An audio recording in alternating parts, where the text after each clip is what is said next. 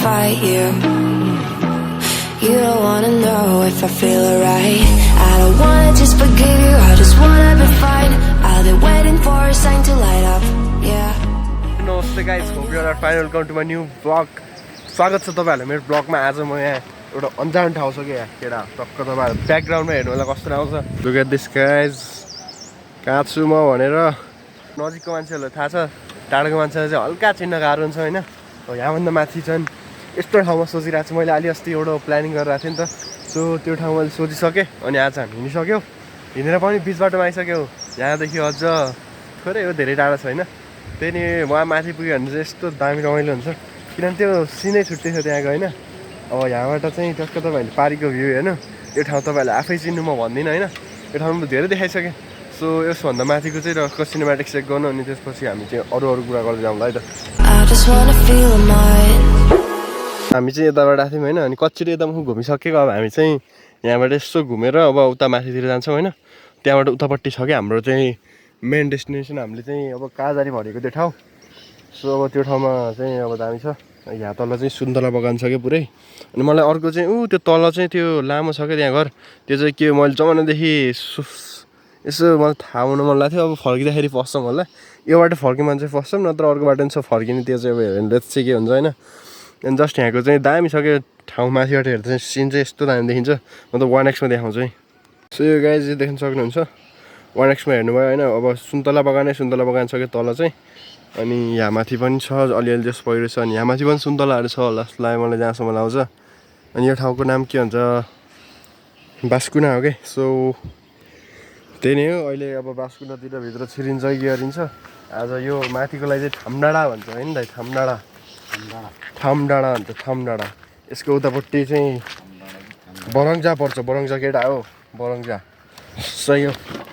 ल let's start the ride. ल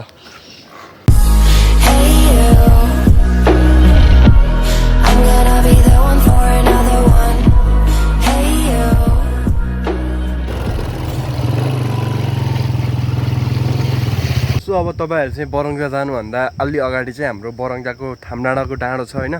अनि त्यहाँ चाहिँ एउटा दामी ग्राउन्ड छ क्या केटा हो। अनि त्यहाँ एउटा स्कुल हो के भन्छ, सानो आमा समूहको भवन हो कि स्कुल पनि छ। सो म तपाईँहरूलाई देखाइदिन्छु होइन। त्यो डाँडाबाट सिनहरू चाहिँ दामी देखिन्छ, तर अहिले चाहिँ आज यस्तो हुस्सु लागिरहेको छ नि त। सो त्यति इफेक्टिभ सिन चाहिँ देखिन पाएको छैन। जतिसक्यो हुस्सुसक्यो मेरो ब्याकग्राउन्डमा देख्न सक्नुहुन्छ होइन। सबै हुस्सुले हाम्रो प्लानै चौपट गरिदियो जस्तो लाग्छ। तर हामीले यो खास मैले सिन देखाउँछु भनेर आएन कि तपाईँहरूले मैले उताको ठाउँ कस्तो छ मैले एक्सप्लोर गरेको छैन। सो त्यो ठाउँ एक्सप्लोर गर्न देखाउँछु भनेर भनेको होइन। सो सिनलाई पछि गोली मारिदिउँ, पछि हेरौँला। अहिले चाहिँ यहाँको डक्क ग्राउन्डहरूको यसो एक्सप्लोर गरेर अनि त्यसपछि हामी फर्किन्छौँ। यसपछि फर्केपछि हामी यो पर चाहिँ एउटा चोक छ कि, त्यहाँबाट फर्केर हामी उता तल्लो बाटो चाहिँ जानुपर्छ। जस्तो यो यहाँ तलतिर छ बाटो होइन। त्यहाँ पर चाहिँ चोक छ, त्यहाँबाट यसो घुमेर अनि उता जाने त हो। त्यही नै हो केटा हो, त्यहाँबाट हेर्नु होला।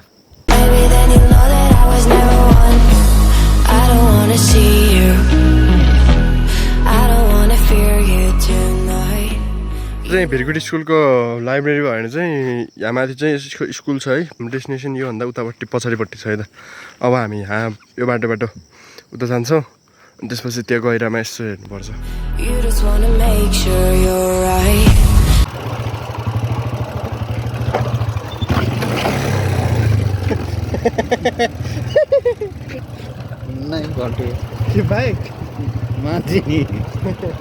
केटा हो अलमोस्ट केटा खाल्टा उकालिदिन्छु भनेको यार।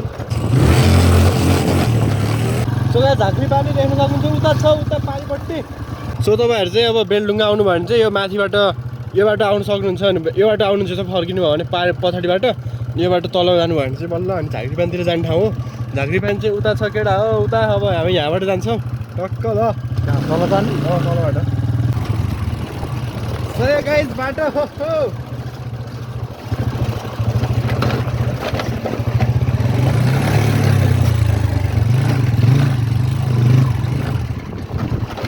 ट्राभलिङको क्रममा चाहिँ एउटा वाटरफल देख्यो हामीले, टक्क खतरा छ होइन, मिठो वाटरफल।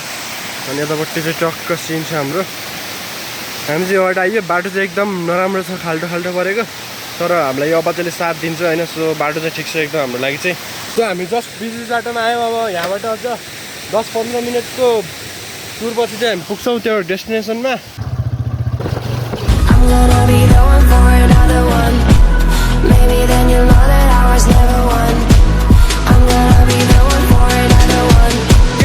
तल खोलो त हेर्नु सक्नु यस्तो ठुलो छ आमामा सर तर्न सकिन्छ दाइ अब कहाँ जाने यही खोला नागोमा यही खोला रोक्छ अब हामीलाई यो खोला त ठुलै छ होला है माथि बाटोमा अनि जाने कहाँ त यही हो क्या आएकै दाइ जस्ट हामी चाहिँ आएको यहीँ हो सो यही खोला हेर्न के टक्क हुँ गएर हेर मैले कस्तो रहेछ त्यहाँ ठाउँ हामीलाई अलि हेर्नु मन लाग्यो क्या यो गहिरोमा हामी आएको थिएनौँ नि त होइन दाइ यो गहिरो हामीले देखेको थिएन हेऱ्यो यहाँभन्दा माथि त झाँक्री पानी भइहाल्यो माथि यो बरङ्चा डाँडा भइहाल्यो सो अब यहाँभित्र उता जाउँ है त ल लेट्स गो गाइस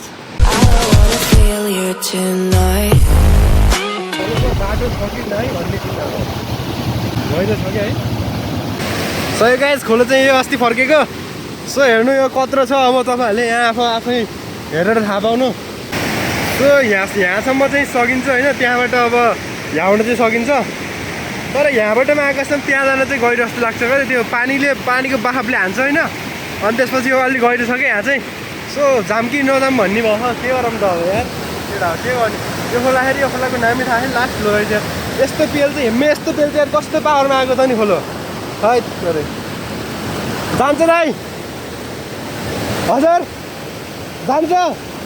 जान्छ सो केटा हो खोलो सानो रहेछ भनेको खोलो ठुलो रहेछ गाइज यही हो कि केटा मलाई यही खोलामा आउनु मन थियो क्या दामी छ नि है हजुर हेर्नु त हजुरलाई चाहिँ नतार्छ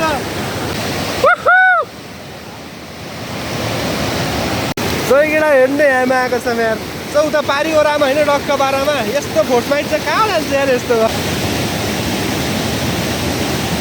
सो गाइज चाहिँ हो सो त्यही नै हो अब खोलाको पनि एक्सपिरियन्स गरिरहेको खोला फर्स्ट टाइम खोला एक्सप्लोर गर्दैछ भने दाइ अनि त्यसो रमाइलो भयो कि भन्नु ल पिछली खोला होइन दामी यो खोलामा एक फोटो त बन्नुपर्छ ल अलराइट गाइज सो हामी यहाँ यत्रो पुरा स्ट्रगल गरेर आयो होइन तर हाम्रो बाइक पर अड्क्यो अनि हामी चाहिँ हिँडेर यता यो खोला लास्टै हेर्दा सानो तर अब मान्छेले तर्न सकिन्छ यो खोला बाइकहरू चाहिँ तार्नु सकिँदैन कि त्यो पुरै पेलेर फोड्छ होइन माथिबाट आएको ठाडो खोला अनि त्यो जति हामी यहाँ बसिरहेको छौँ त्यति खोलो बढिरहेको छ क्या माथिबाट पानी बढिन्छ सो होइन अनि हाम्रो यहीँसम्म आउने डेस्टिनेसन थियो यहाँ आएपछि हामीलाई पारी जानु मन लाग्यो तर पारी जानु सकिएन कि किनभने अब खोलो ठाडो रहेछ बगल जस्तो गऱ्यो अब हामी चाहिँ यहीँबाट फर्किन्छ बाइकमै पर छ थोरै फोटोसोटो खिचेर थम्बनेल खिचेर हामी फर्किने सोचिरहेको छौँ सो त्यही नै केटा हो खोलो अब यहाँ यस्तो छ यो बाटो चाहिँ तपाईँहरू नआउनु होला म नआउने रिकमेन्ड गर्छु किनभने यहाँ पानी परेन अझ ठुलो हुन्छ यो त पानी नपर्दाखेरि क्या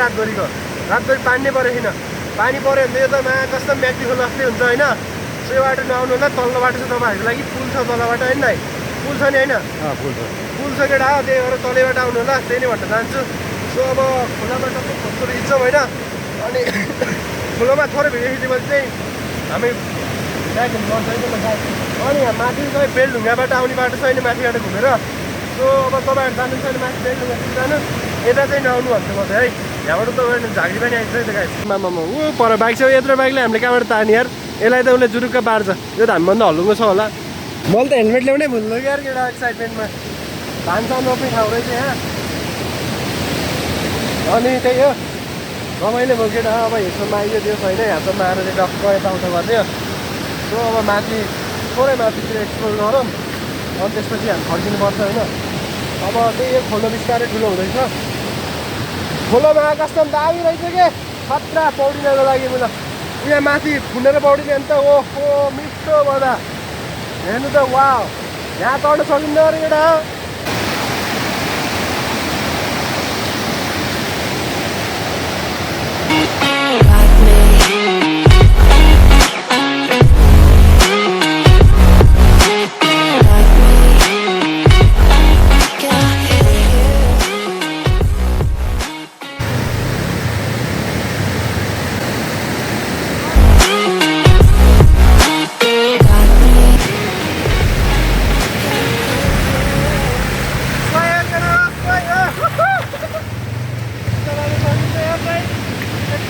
लाइक गर्नु होला च्यानललाई सब्सक्राइब गर्नु होला हामी चाहिँ फर्किँदैछौँ अब यहाँ यति नै थियो हाम्रो डेस्टिनेसन यति कम्प्लिट गरियो होइन सो तपाईँहरूले एउटा पोइन्टसम्म पुऱ्याइयो हामीले अब नेक्स्ट टाइम चाहिँ अब यहाँ खोलो सानो छ भने हामी फेरि आएर अरू ठाउँमा पुग्छौँ होइन सो अहिलेलाई चाहिँ हामीले यति नै so by guys by by so जस केटा हो हामीले चाहिँ अब फुल लग्ने भनेर सोचिरहेको छौँ यो फुलहरू फरक फुल राख्नु इच्छा त यहाँ चाहिँ फरक फरक फुल रहेछ I don't wanna call you. I don't wanna know what you think. I'm the one you go to whenever you feel like you're about to sink. I don't wanna just forget